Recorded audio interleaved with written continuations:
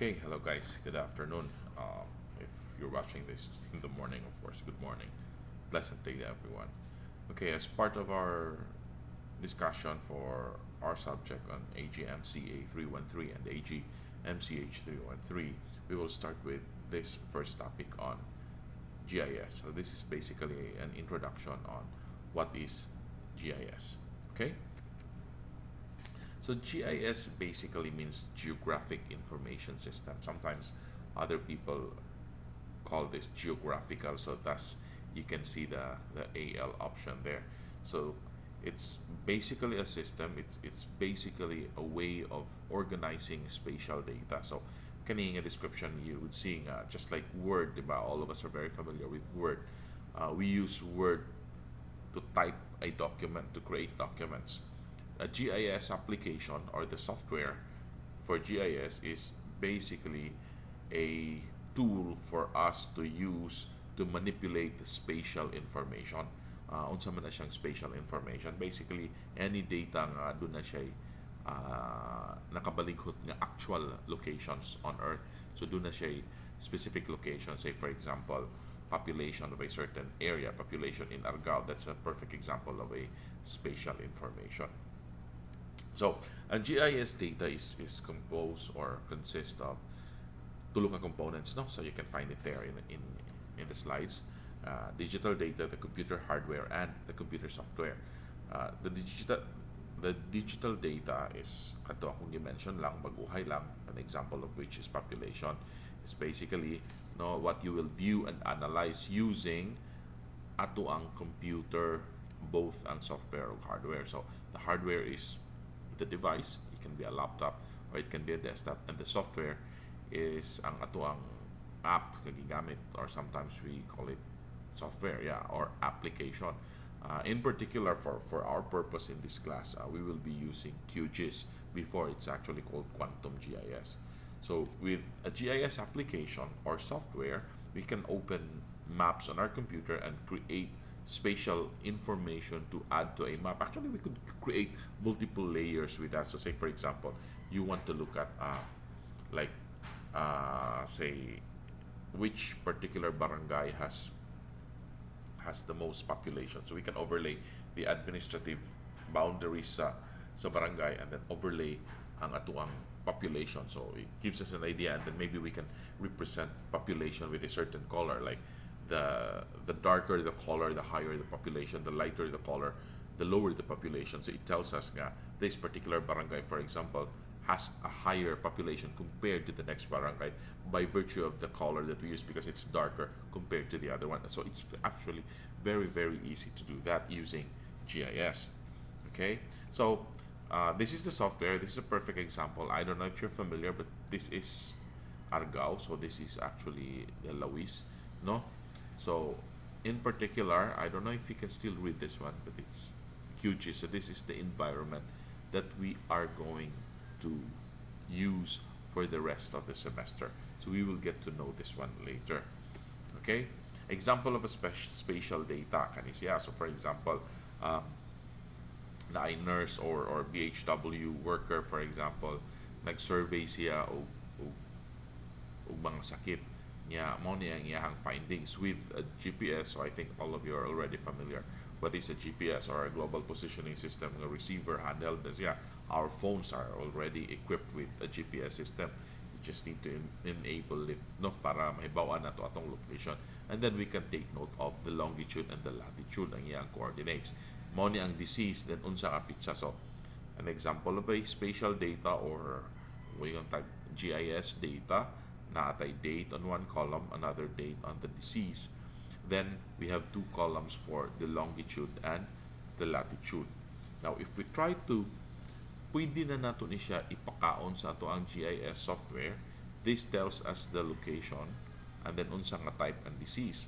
So in this particular example here, look at this one. This is representing the different points here. So kini nga mura man ni siya bed, something represent mumps. The other one, this one, the green one, ang measles.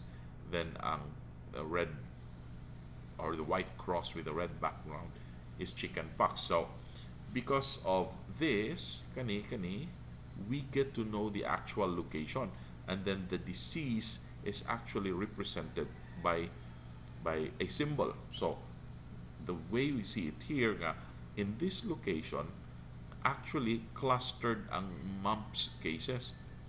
Bayuok. Here, we have one case of chickenpox in this area. And then here, naka-cluster po ang measles cases. Okay? So, this is actually already very good, then way better compared to this one. So, it tells us nga, we can simply count, no? 1, 2, 3. Not ay 3 mumps cases. 1, 2, 3, 4 measles cases, and 1 chickenpox. But actually, right now, medyo meaningless pa if we try to look at this one. We know when it's taken. But if we plot it on a system, on a GIS system, we see it like this, which is, kumbaga, it gives us a way of interpreting it differently because, say, for example, targeted na ang ato ang, what do you call this one? Kumbaga, ato ang reaction ani nga cases. So, for example, kaning tulo are, these 3 diseases are actually contagious diseases, mga viral infections man siya. So, we get to know how to contain the spread of this disease. So, if this is a more recent one, we could think of this as COVID. Like, for example, we can see nga in here na clustering. In fact, ang mga COVID cases katong during sa height sa pandemic was analyzed using GIS software. For that purpose, they get to learn nga asa nagsugod, unsang country, and then it spread to which parts, and so on and so forth, no? So ana siya, so mas sayon na to analyze ang data, and then mas sayon it's easier for managers to devise a term, I forgot, I'm not exactly sure sa term nga kanabang ato ang buhaton as a reaction sa spread, in this case sa disease. Okay? But again, before tamu move forward, it's very important nga our coordinate system is in place. Okay, if I may go back, mao ni ang ato ang coordinates. Okay? So, unsa man ining coordinates? Okay, we go here. So, ang coordinates is basically a way to define a certain location of an object or a person. So, based on this, ang general terms ato ang geometry before, we learned ang coordinate system is a system that uses one or more numbers or coordinates to uniquely determine the position of the points or other geometric elements in space. So based on this figure, you can see nga kaning point is actually 2 units along x padong right, and then 3 units along y. Thus, we can say nga ang iyang coordinates is 2, 3 or 2, 3. Therefore, we can define the location of this point. The origin is klaro kayo. We've done this one before a couple times already. No, naagi mo tag math geometry sa una. We know the origin is at point 0, 0. 0 ang iyang x, 0 po ang iyang y. Here, if we move to the left, okay, it's 1, 2, 3. So 3 ang ato ang x coordinate. Then 1, that's 0, 1 ang ato ang y coordinate. The same is true with this one. So 1, 1.5 negative siya. Then padung sa ubos 1, 2, 2.5 negative 2.5. So that's the coordinate system. Very simple, maybe on paper or on the board. Pero on Earth, geographic coordinate system na siya. The Earth now is round, normally represented by a globe. I already have discussed this one with one of the sections. So, ako lang uspon og hisgutin hi. So, you can think of the Earth as divided by many circles. Okay, so there are parallels or lines of latitude. Horizontal na, nagtuyok-tuyok siya around sa Earth. Take note, each line of latitude do not intersect with the next one. So, ang pinaka-center is the equator. Okay? Naay latitude diri, naay laing latitude diri, naay laing dinhi sa ubos pod. So, normally, ako lang ipakita in the next slide, no? Ang longitude, it's represented by meridians. Mag-abot sila tanan sa North Pole o sa South Pole. So, this circles mo mag-abot sila, no, kada usa. Now if we combine the two, we get the graticular network. Next question, unsaon man di ay pag-measure? How do we define the location of a certain object or place or balay, for example, on Earth? Okay, I don't know if it's easier or more difficult to look at. Think North Pole, South Pole. This is the primary dyan. So this is actually a longitudinal line. So one of this, kini, the dark one, that's the primary dyan. Okay? Padung dito sa east, it starts from 0, the primary dyan. Padung sa east, it's counting up to igabot dito sa Picas. That's 180. Dito sa Luyo na. Padung sa west, 0 pod, hangtod mo abot dinhi. That's also 180 because one complete revolution is 360 degrees. Again, the possible readings nato dinhi sa ato ang longitudes can be 0 to 180 degrees east and 0 padung ngadto 180 degrees west. All in all, 360 degrees. That's how longitude is measured. So this is 0 longitude. So this is, I think this is 15, 30, 45, and so on. So napay daghan nga mga imaginary lines. Tuyok na siya padung dito sa Luyo, kutob 180. Okay? How about ang latitudinal lines? Now, equator is actually 0 latitude. So it's measured like from the center, think of this as 0 ha, padung sa babaw 20, 40, 55 up to 90 north.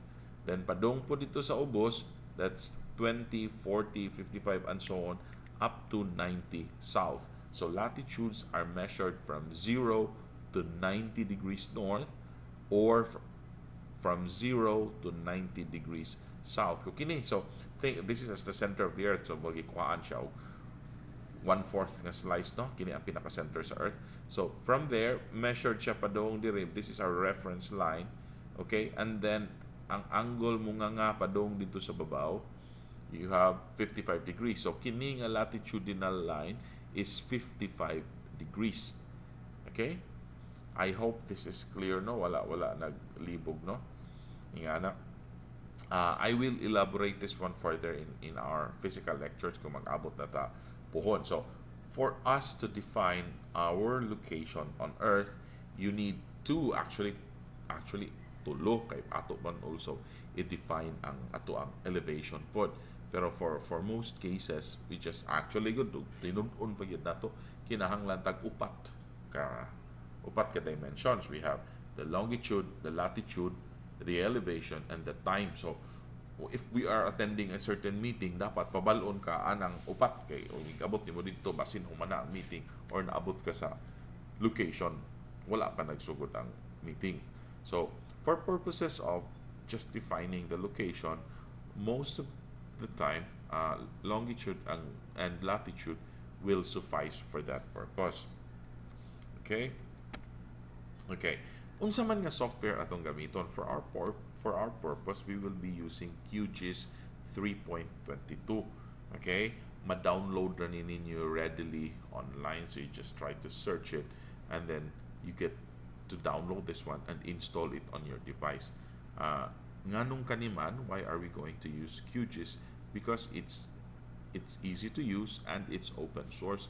So dili siya baligya unlike sa uban nga mga programs, no, unlike sa uban nga software. So ang common, ang sikat-sikat din sa field ang nga GIS software is ang ArcGIS, no, o ArcMap. Mahal kaayo na siya if you try to buy that one. It's a proprietary software pero do not put siya support at the same time. For our purpose, most of the time ang capability sa ArcGIS is also kaya sa QGIS. So we are going to use QGIS as the software nga atong gamiton for the rest of the semester. Okay, this is an example of, again, I think I already showed this one sa inyo, no? So nani siya mga parts. Okay, kini the one enclosed in the red rectangle is actually our our menu bar. So if you try to click each of this heading, napanay additional options din ha. So later na lang na to na-explore, inig actual na to. Then this one, kanina yung mga icons, okay, those are actually the toolbars. Okay, so there are mga shortcut these different tools here, different functions here can also be found inside ani nga mga menu. So depende o kung sa context niya. So natay edit nga menu, na view nga menu, layers, and so on. Okay? Next is the panels. Kini mo niya ang ato ang browser panel. So you can browse your files using the browser panel. This can be moved, by the way. So it's not fixed. You can make it larger, you can make it smaller. Kini is our layers panel. No? This is our layers panel. You can find the layers. So here you could find nga na diha ang Philippine Islands and so on. So mo ni ang mga components or ang mga layers nga akong gibutang ani nga mapa. Again, as mentioned ko kaniya, this is a map of Argao. Okay? And then finally kini siya dapit diri mo niya ang ato ang pinaka working area. So we work here, we get to see sa effect sa atong gibuhat on this. So okay, ako yung elaborate further later on. So next is we'll be talking about GIS data or information. Unsa man na, so ang pinaka main rigid niya no is generally for GIS software we are either working with vector data or raster data. Ako ang elaborate further ha. So dapat ang data, both it may be a raster or a vector data, has both geographical and non-geographical data. GIS systems work with this mostly two types of data. There are other data sets pero dili na kaya nga naka-common or ka-common ang paggamit na to. Ang vector data, think of kanisya, it's stored as a series of x and y coordinate pairs para sa iyang location and is used to represent points, lines, and areas. Think of it as, okay, a point is simply represented by an x and a y coordinate. So naan na siya point, we can define a point. A circle, for example, okay, it has an area, can be defined by a certain equation. It's a circle. So we can locate a circle within the grid, within the earth, if we try to draw a circle, by virtue of its equation.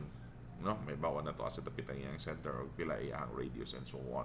So vector data is, kumbaga, if we try to resize this one, atong view is zoom in na to and out.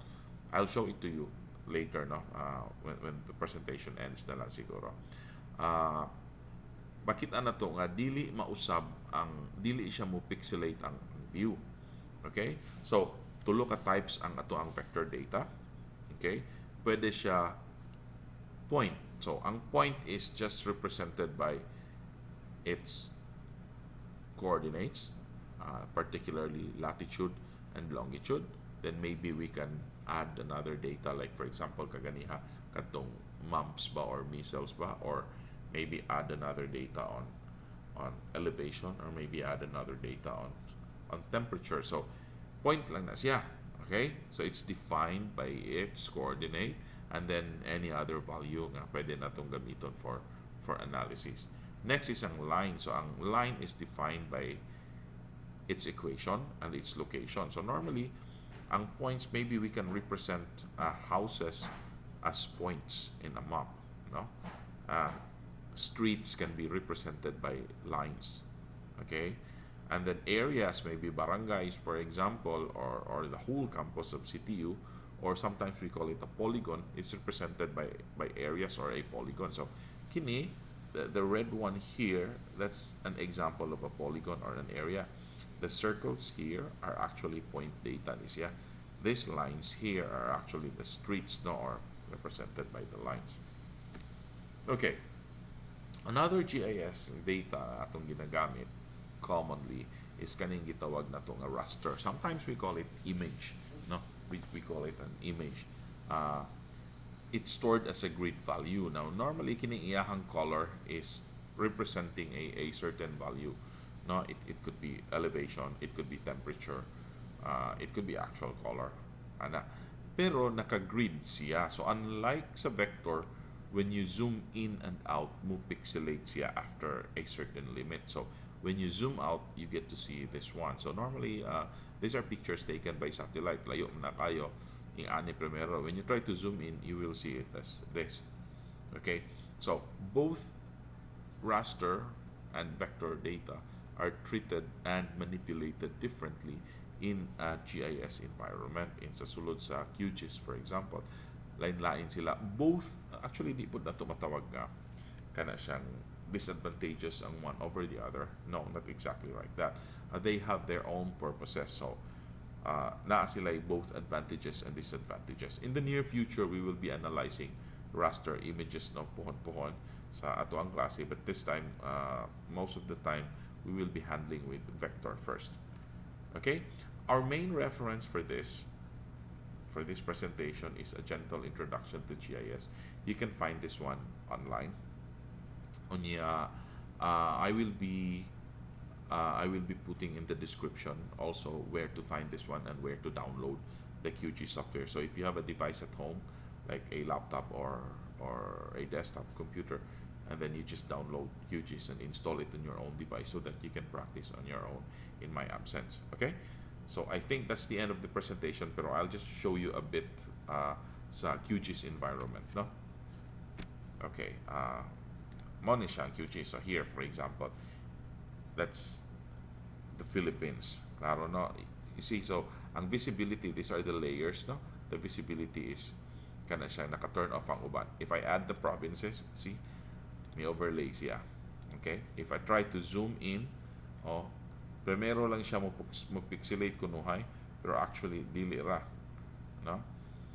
That's the whole Philippines. You can find the different islands within Palawan. Okay? And then if I overlay the province, see, so naanay mga divisions, you can clearly see nga ang Negros is divided into two. That's Negros Oriental and Negros Occidental. If I turn it off, parehala na sila color, ha? But these are two layers. If I turn this off, okay, and then i-turn ako na, wala na. Okay? Then Cebu province. Now, if we try to turn this off, ang mabili ng Cebu na lang. So there's a way of manipulating para you can remove one part of the data. So this is actually a shapefile, a perfect example of a vector data set. So that's Cebu. Yun lang natin ipakita ang tibok Pilipinas, ha. Pwede na po natin ipakita, ganahan mo, ana. Tagtangon ko ni, I'll show you the different municipalities in Cebu. And then Argao. So kita mo, it actually changed colors. Ato na lang ni i-zoom in, we go focus your attentions here in Argao, and then Argao barangays. Okay, look. So you can find there the barangays. Kato kung i-mention ko ganiha. Let me turn off. So here you can see like the different provinces. Zoom out tanawa. If you try to zoom in, dili mawala ang details, no? Zoom in ta, you can see nga ang Argao is divided into the different barangays. Okay, and then I'll try to zoom that one to its extents. Zoom to layer, and then we will add the streets. So those are the streets in Argao. Okay, nalapas lang gamay. And then if we add some features, so these are actually buildings, no? Turn off na ang features. Okay, then on. Ato i-zoom in para mas maklaro. There. Let me turn it off again. Turn off, turn on. And then some points. So kani ang streets, ang barangays, let me turn off the streets. Ang barangays is an example of polygon, and then that's a line data, no, a vector. Sometimes it's called polyline, and then that one is points. Okay, and then that one is also polygon shapes, no? So it has an area. Lines do not have areas. It has a length, of course. It has a location. Points only has a location. It does not have a length. Okay, it does not have an area. Now, if we try to zoom in, we could. Yeah, look. Oh. And it does not pixelate. No? Zoom out na to again, zooming out. So, there. That's the whole Philippines. Okay, these are actually, each of these location corresponds to an actual location on Earth. Sige lang ako ipakita further. If we try to zoom in, you can see nga, sa kung saan na itong zoom in, yeah, naragihapon. Okay? Yeah, tanawa kini siya. This is the coordinates. Yeah, I don't know. Hopefully you can clearly see that pagyapon sa inyo ang device, no? So, see, if I try to move the cursor, this one, look at this one, the coordinates also changes. So, Argao, ang last din is approximately 123 degrees. Okay, long na siya ha, point something, 9 point something po ang iyahang latitude. So, it's changing. Okay, take note ha, ang latitude is a measure in relation to the equator. Okay, it's from 0 to 90. So, doon naman tayo sa equator. Look, kini, that's latitude. Oh, inigsaka na to, the number is also increasing. Okay, 9.9. So, if we try to zoom in, so Argao, oni mga locations. So, these correspond to actual locations on Earth, to actual locations in Argao. So, the more we zoom in, makita pa na to ang other details. So, this software is actually very, very powerful, no? So, more topics will be discussed later on in our next meeting. Hopefully, you can have yourself some questions nga, mas specific. Maybe you can take notes of questions, no? Para nga mas dali-dali ta. Okay? So, by next week, magkita-kita na ta. Okay? Again, our reference is that one. Okay? Again, as I mentioned, I will have this reference available in the description of this recorded video. Okay, thank you, till next time. Bye bye.